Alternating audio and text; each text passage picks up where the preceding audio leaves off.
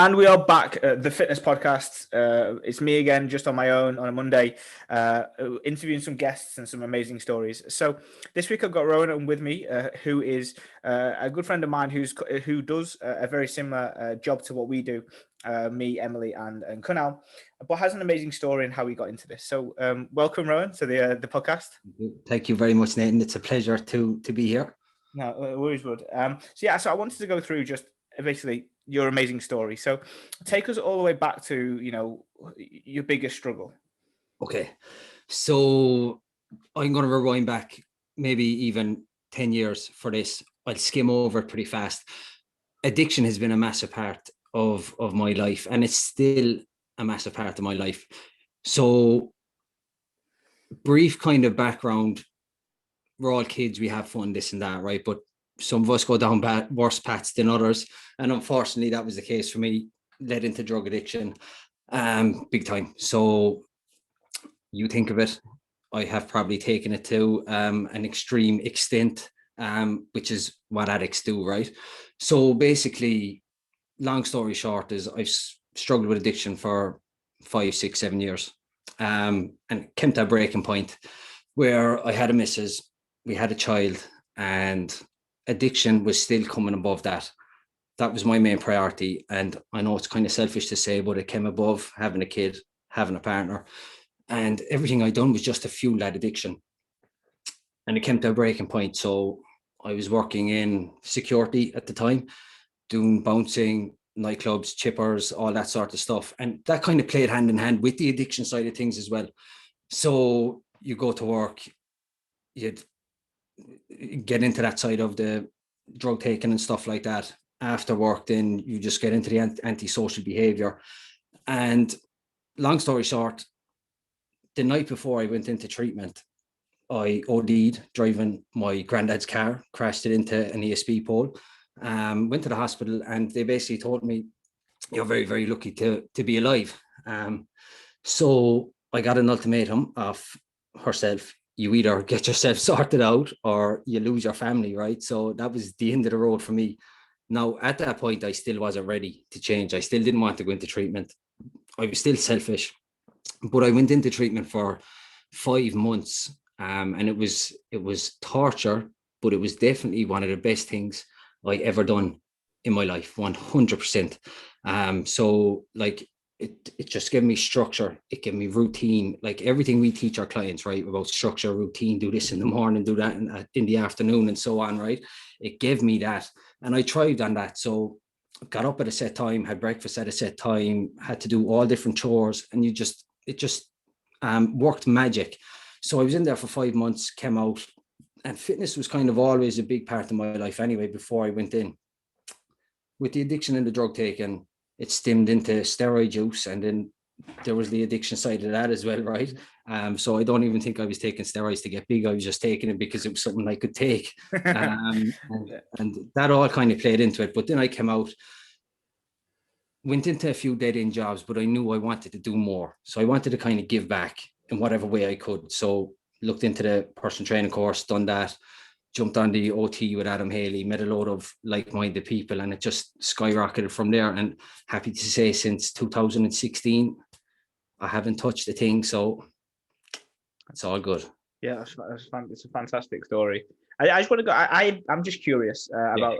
So I've never. I don't think I've got an addictive personality. Like, I've probably tried most things, but I've always been able to throw them in the bin or not take the rest of it, or basically go without it. Can you try and explain the feeling of that moment of when it's like wanting you to do it? Mm-hmm. Like, can you go into that? Because I've never really felt. I've only ever felt binge eating, but I felt I was out of control. But like, what does it feel like?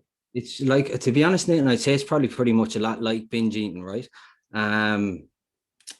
Like, I done it originally just to fit in, because I felt like I didn't fit in with anybody.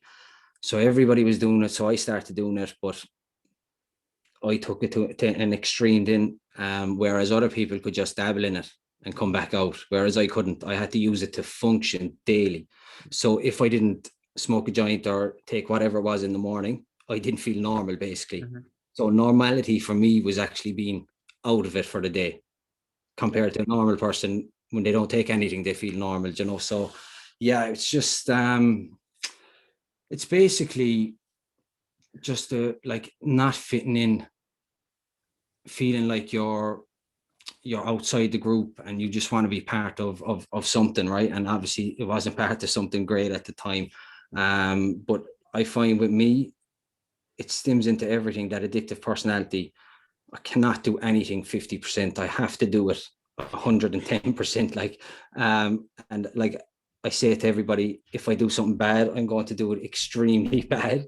But if I do something good, it's going to be extremely good. So it's just finding a way to kind of channel that into something good, which is what I'm doing now. So let's hope, fingers crossed, everything stays that way. Yeah. Yeah. I always say that you look at high performers across the realms, you look at sports teams, you look at these amazing individuals, and you see that for the majority of people that step outside the norm, Yeah. for what must go up also must go down as well. Like you see that the likes of Michael Jordan have their ability to be the best, but also in many other areas of his life, he was struggling with other various different things. And almost I was speaking to my friend Elliot yesterday, and almost like because you have this like demon per se, you also then get that superpower. And a lot of the high performance people, like let's say for example the high performance podcast, when they delve into people's minds, there's always something that you get the superpower from having these negative like or these downward periods of your life. Yeah. How is that superpower now transforming what you're doing right now?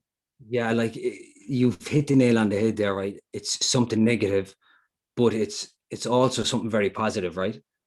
So now what I'm doing is I get to help hundreds of people transform their physique, help them through problems. Like there's even some clients I have that are struggling with addiction now, which is a major kind of plus for me, because I get to help them through that also, which is a total different side of things, which comes with its own struggles, right? And I'm not qualified to deal with that, but I have been through it.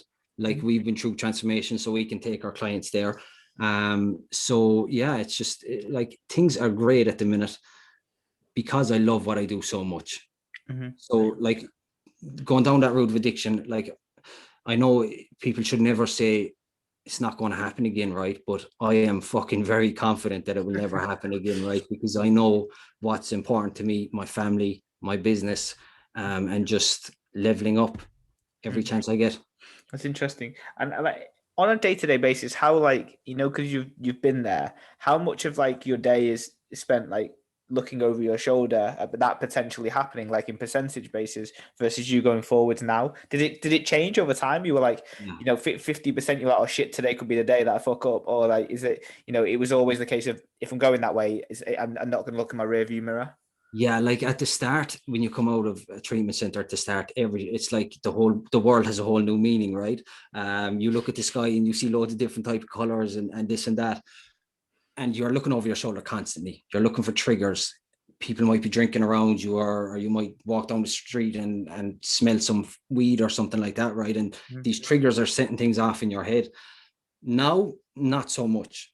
I can deal with it. I can be around situations. I know where to pull back and take myself out of a situation.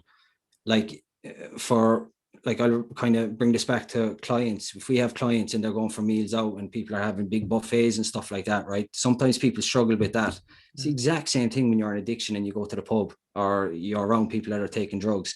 You have to just monitor it. And if you don't feel comfortable, pull back or do something to change that situation, right? So it's the exact same thing. Like it's daily. It's definitely daily. You will always get it's called there's a certain word for it or saying for it, imaginative functioning or something like that, or like you think of the past. What you don't want to do is live in it. Okay, so relive the good times and say, oh shit, I wish I was doing that all the time. You have to think of the bad times as well, right? And just once you're there, try and pull yourself back out pretty fast and just get back to normality, if that kind of makes sense. 100%. Like my only probably correlation to that, or like recollection, would be very similar to the Ibiza trips, right? So like you go and you take whatever under the sun for 4 days, and then you remember all of the highs and the highs. You remember every single soundtrack that was on at 3 a.m. in the morning at the Ushuaia, the lights go in, the Ryanair flight going over the top of Ushuaia on a Thursday night, unbelievable, best time in life. But then what you fail to forget is the times that you're near enough to tears on the way home, not because you're gutted that Ibiza's done, but you're on such a downward spiral. Like I remember times when I got back and I ended up in hospital the day after I got back because I was like sleep deprived for 4 days. I hadn't slept. It took everything under the sun, and my heart was like, I thought I was having a heart attack. Ended up back in the ECG, and it turned out I did take everything under the sun, so I wouldn't be surprised if it was a heart attack. Yeah. But it was actually it came from the lack of like sleep deprivation for 4 days. I didn't sleep an ounce, but in order to like when we go and say, okay, I'm going to book Ibiza again, you also want to make sure that you look at the duality of it, right? So it's like what must come up must go down, and what's go down must come up, and you're like, okay, yeah, fantastic that we're going for 4 days, but you also have to forget, or you have to remember that the time that you were in hospital afterwards to balance it out. That's probably my only like correlation of that. Yeah, 100%, definitely. Like there was one time I was in treatment, and we used to do these very, very intense kind of counseling sessions where you go in one-to-one with a counselor, and they literally do a deep dive into your past, into kind of certain situations that triggered you or might have been good and bad. I was one I always remember. He just basically said to me, what's the worst picture you have from your addiction, right? And that was the morning before I went into treatment. Little girl came downstairs, see me covered in blood on the couch from a car crash, couldn't wake me up, started bawling, crying. Ambulance, police, everything to the house, straight over to the hospital. So if I ever think about going down that route again, all I have to do is pull that memory up into my head, and it's gone in a flash. You know, that's very interesting because that is having worked with a therapist now for probably the last 3 months. That the nature of what was so great about them is that they can almost help you create that more coherently, consciously.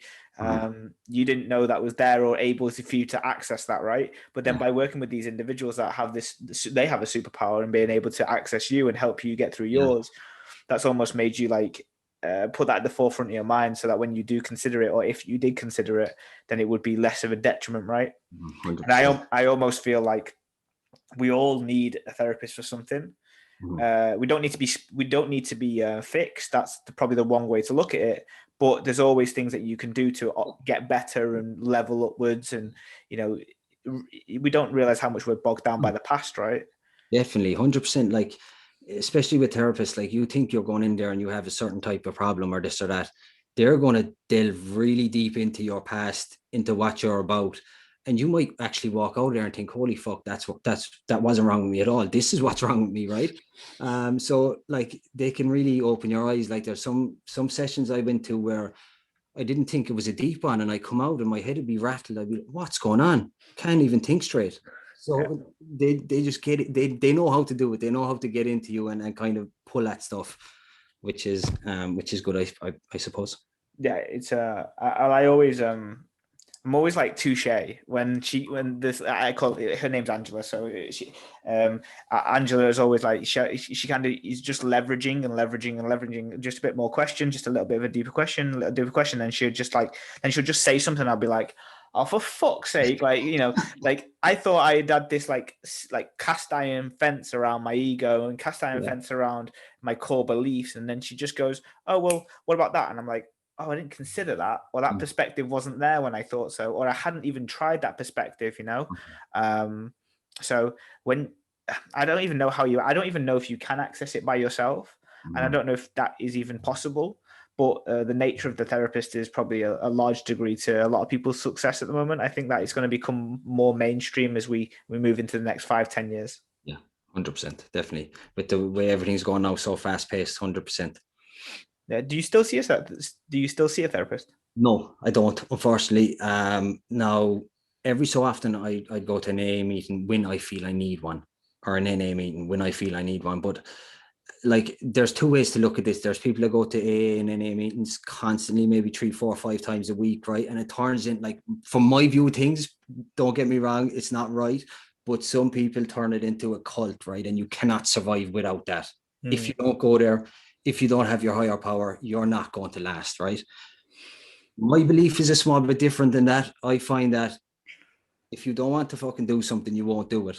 No, Yeah. it's really as simple as that. Okay. And if you're driven and if you want to change, you'll do it. If you need help, obviously go look for it. Do you know what I mean? Yeah. Go seek help. But if you feel you're fine now when you're in control, it's good enough for me. No, I'm 100% on board with that. I feel like if you take the context of what it is that they're going to the meeting for, Yeah. you take that out and put it into anything else, and you look at codependencies of like Mhm. coaching and Yeah. clients, and Mhm. codependencies of group-based coaching. It's like Mhm. that they serve their place and they're fantastic for some people, but the merit of everybody getting the benefit out of them is probably neither. So being able to dip and dab in the way that you need them is probably what they were really meant for. They were probably never meant for people to go 3 to 5 times a week, because they need that. Some people do need the close touch points, and if that's the only available support you have, then great. But I also would say at some point you do need to go away from that, right? You can't live 20 years Like relying on it. it should be exactly like what we do. You know, you go there, they tell you how to deal with life, and you go deal with life. You come to a coach, you get an amazing result. The coach teaches you how to sustain that result, and you carry on, right? So it's pretty much the same kind of principle to what we are doing, pretty much. You know. Yeah, no, it is definitely. In the context of what you did and you learned during that time period, what what do you say? What would you say that is like that was the most important factors that always allow you to kind of keep grounded or been able to kind of resonate with? Now you said like, oh yeah, my family is really important, my business is really important, and like changing people's lives is really important. How did you get to that point through that process? I always knew I had more to give, right? Even when I was in addiction, I knew that that wasn't me. I just couldn't get out of it. I didn't see any opening, and maybe that car crash was my saving grace, right? To go there and to learn so much about myself for 5 months, to get in such a good routine, to be actually away from the people I love as well, which was massively important because I didn't find out how much they actually mean to me, right? Whereas before, when I was around all the time, I didn't even pay attention, you know. So like family for me is everything. Always. I can remember growing up, all I wanted to have was a missus, a kid, a house out in the countryside. Not big dreams, but big dreams for me, right? Yeah, And it got lost among the process as the years went on into my teenage years. But then when I went to treatment, it really kind of cemented in what I wanted from life. I didn't want to be driving around in Ferraris or famous or whatever like that. I just wanted to provide for my family, give them a comfortable life, and just make fond memories, if that makes sense. yeah, absolutely. Absence makes the heart grow fonder. Definitely, I man. think, and also when you put yourself in the totally opposite end of the spectrum, you also get balance. Yeah. Like it's the same with as we said, we always do, right? If you take yourself to the extreme on either end of the spectrum, which you could argue and say you have, Mhm. you find somewhere where you've been across the borders, and then you can then make a decision on where that is that you sit, Mhm. and almost by going to one end of the spectrum and then the other, you then arguably take more precious moments from the days that you have, and precious moments because you've been in a position where they could have got taken away very, very quickly. Mhm. Yeah. So I don't know. Gratitude can be a beautiful thing when you know perspective. A lot of people don't do it, man. A lot of people don't actually realize what they have, you know. Mm. Even if you don't have much, if you really fucking think about it, everybody has something to kind of to drive them, you know. Mm. Is there anything you do daily that makes you feel that way? Like, is there anything that you practice? So what I do in the morning, I always kind of look in the mirror in the mornings and I say three things in the mirror. I'm clean, I'm strong, I'm healthy. Mm. Three times over. I'm clean, I'm strong, I'm healthy. I'm clean, I'm strong, I'm healthy. And I keep fucking saying that every day without fail. It's just something I do all the time. Um, like there's other little bits and pieces I do that are just kind of routine and scheduled for me, but that is the one thing that I've kept up all the way through since coming out of treatment. Just those three words, but a small little simple thing that takes literally 30 seconds to say in the morning, and that's going to start your day off on the right foot straight away. Yeah, yeah. And when you did that the first time, did it feel as powerful as it does today, or has it grown? I didn't even know why I was saying it the first time. I was actually forced to say it the first maybe 2 weeks, right? You do these like when you're in treatment, you have to do stuff or else you'll get out, basically. So we had to do that, right? We had to go to mass at a certain time every morning, 7:30. Had to go to mass at a certain time every evening. It was very religious based, right? And I'm not big on the whole religious thing, but like it's just the structure it gave me was massive, right? So like I knew how to fucking make my bed without a crease on it in the morning. Every morning, if there was a crease, one of the counselors would come in and rip the bed sheets off, and you'd have to make it again. So it's just back to basics, right? Gives you structure, gives you purpose. Like you don't have phones inside there, you can't read the paper inside there, you don't have any connection with the outside world, only one 15-minute phone call every week, and that was it. So it's like, and the people that I've been around inside there, some absolutely wonderful people, and you'd never think it, right? Because when you see people in addiction, you think this fella is worst of the worst, okay? But actually, when you take drugs out of the situation, there's some diamond fucking people behind that, right? And you just, nobody knows once addiction is involved, but once you take that away, like I've met friends for life inside there. Unfortunately, like there was, I think, 22 in there at the time I was there. There's 3 dead. There's 1 in prison for life. I think only 3 of us are clean and sober after coming out, and the rest are back in addiction, you know. So it's a vicious cycle, right? And not many people make it. Only the people that really want it. That's an interesting. What do you think is the? So let's say you find some diamonds, and people are, you take away from everything that they've done, and then you find the core values of these people. What do you think is the biggest factor that when they go back into other stuff, they're back into life, really, that takes a hold of them? Like, as in with regards to relapse? They get let back in the wild. Like, what is it that really? So, like, some people, like everybody goes into treatment for a different reason. I was forced in there because I was going to lose my family. Other people want to go in because they actually want to change. Sometimes people go in because the courts are ordering them to go in. So there's numerous different things, right? But it's sometimes the people that you don't think will make it actually do make it, right?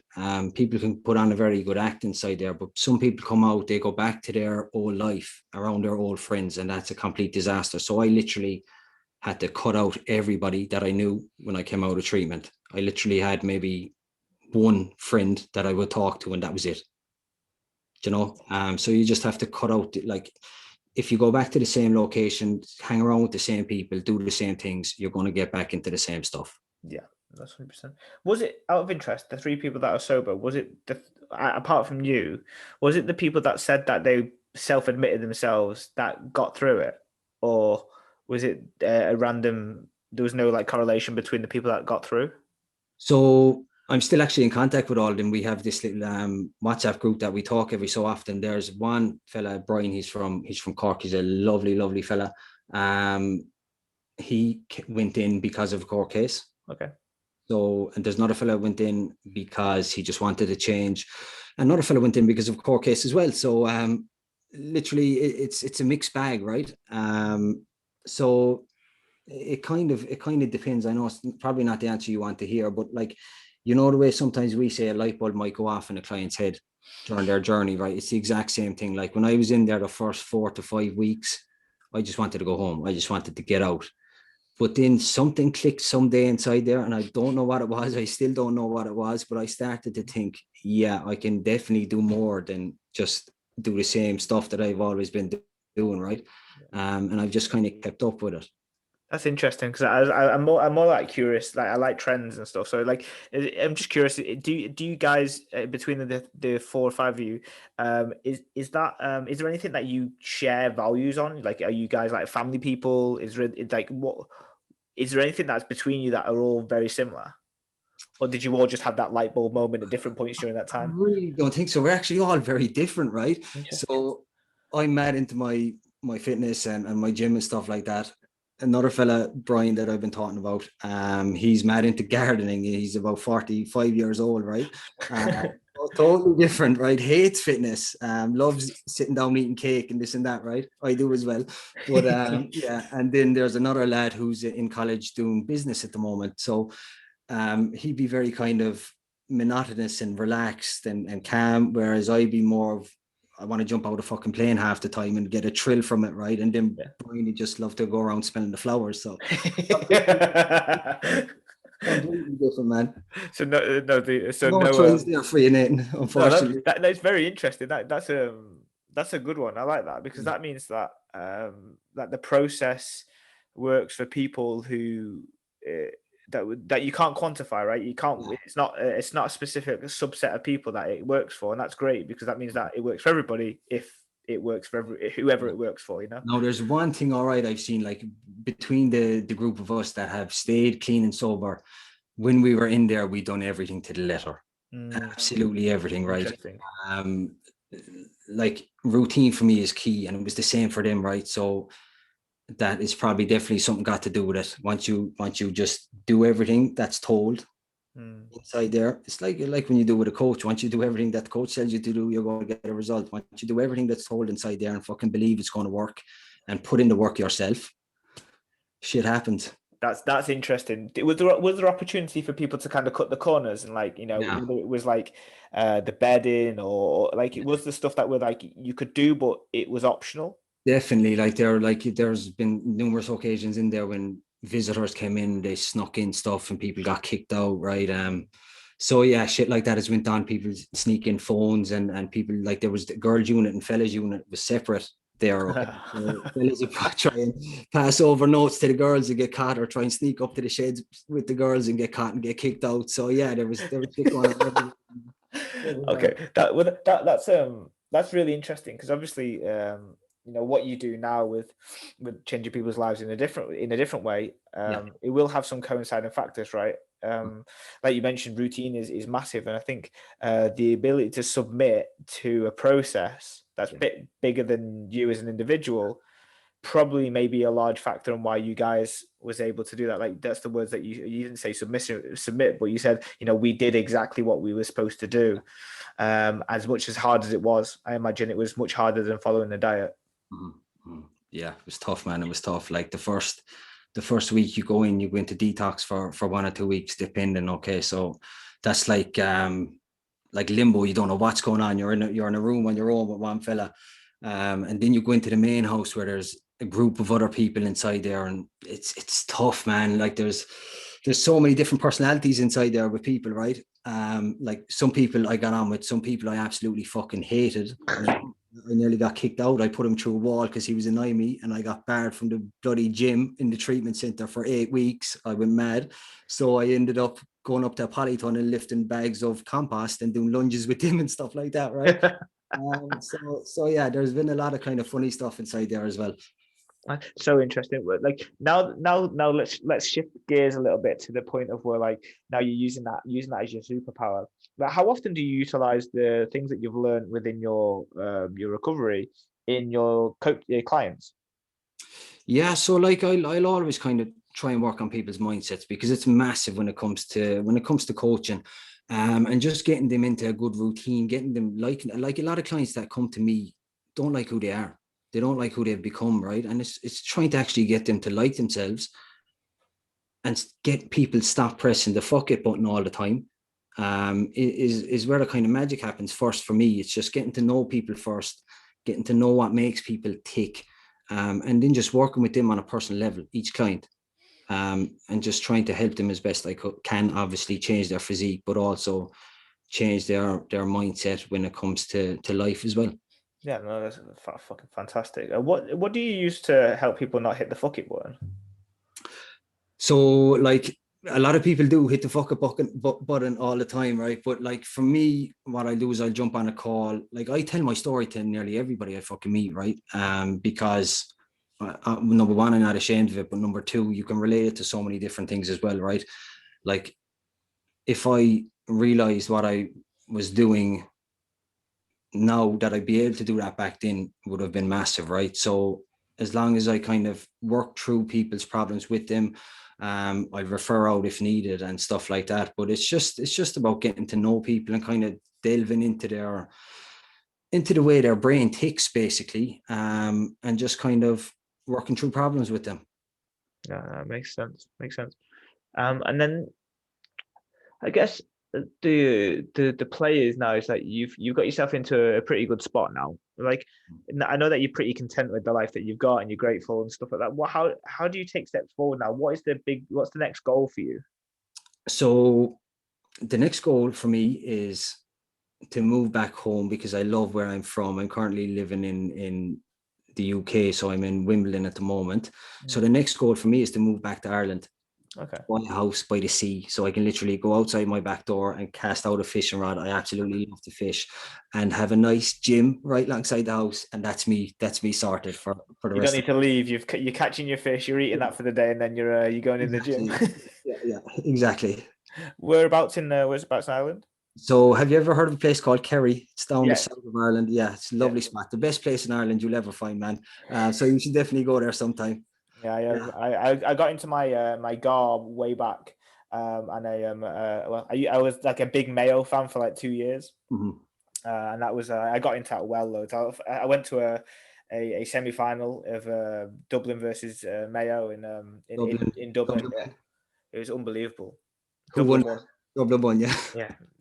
Yeah. Like Mayo always end up with like the second prizes, right? They're always thereabouts, but they just always get pipped at the end, man. Yeah, and then it was a fantastic experience, and you guys love that sport as well, don't you? So it's fantastic. Yeah. And last but not least, like what do you work on daily now to kind of keep that mental health that you've got going? You mentioned mantras in the morning, you got your routine, but like how do you like progress forwards whilst also keeping everything in play? You've obviously got a little one, you've got a missus, your dogs. How do you manage it all? So my missus is absolutely fantastic. So like she does pretty much everything. So like I work every morning. I'll work in the morning all the way up to 4:00, Monday to Friday. So that's my work. And she has the kids, she has the dog, she does everything there. But after 4, that's my family time. So I'm there with my kids. I'm just playing around, messing, just being present, right? And that's massive for me, because even before, when I was in addiction, I was present, but I wasn't present, if that makes sense. I was there, but my head was somewhere else. Yeah. So it's just being there with him and not wanting to be somewhere else is a massively important factor for me, just to kind of slow down the brain as well, because sometimes my mind can go 100 miles an hour and I can be thinking about so many different things. So that family time for me is my anchor, right? So I finish work, I'm with my family, and I'm just basically present with them for that amount of time. But ultimately as well, it's just getting my normal routine. Like that's still very important for me, getting my steps in, doing my workouts, hitting the nail on the head with my nutrition, because it just keeps me structured. And if I don't have that structure there, then everything goes arseways. Yeah, totally agree. And that's the same for me as well. Structure is massive. And I see some books behind you. What's your one recommended book off the shelf that you've got? Off my shelf, my one recommended one would definitely be this one. I don't know, have you read that, Nathan? The Daily Stoic? I haven't read that. I heard it's obviously fantastic, but Ryan Holiday. It's a lot of repetitive stuff, but you literally read a chapter, a page every day. There's one for each day of the year. And there's some golden nuggets inside there. And it's just about keeping yourself grounded, and realizing what's important in life. Yeah, no, that's true. I like Ryan Holiday's work, but I'm kind of avoiding The Stillness is the Key, because I know it's one of those books that I know that will help me massively, because I can't keep still. But I just don't want to read it, because that means it comes true if I read it. So. Yeah, you have to start doing it then, yeah. Yeah, literally. So I'm reading everything else apart from it, just so that I can't. I've got to the point where I'm like, eventually, maybe when you move over to Dubai. Yeah, maybe I might treat myself on the way back. Yeah. All right, mate. Well, thank you for that. It was a fantastic interview. So, so happy. Where can the guys find you if they want to know more about your story, about you as an individual with your coaching? Yeah, so it's at Rowan O'Shea on Instagram. So ROWAN_O'Shea_, and that's where you'll find me. I'd be most present on that platform. Amazing. Well, thank you very much for coming on. I really appreciate it. Cool, Nathan. It was a pleasure to speak to you really soon, Pat. Thank you.